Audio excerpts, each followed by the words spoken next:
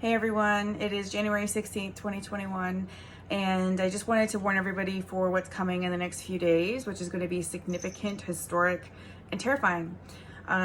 So I watch the American stuff very closely, and tomorrow, January 17th, is one of the days that there's planned, coordinated, armed protests at every single state capital in every single state of the United States.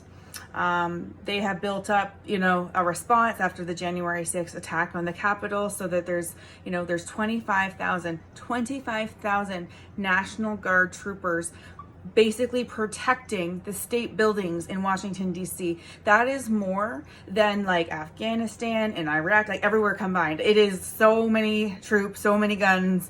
They are prepared for an insurrection attack again.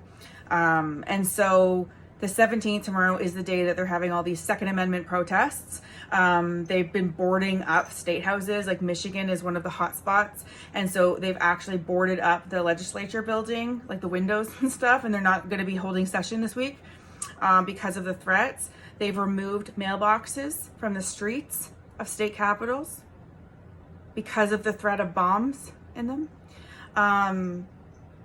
There is FBI people on the news saying that there is planned and threats of domestic terrorist attacks coming on the 17th of January.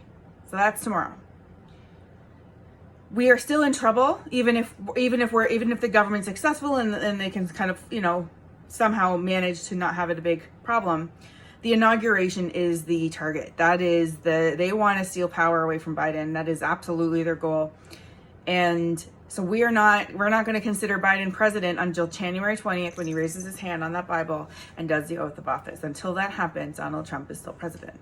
So you check the news if you want. This is really important that you understand. This is not just my hyperbole.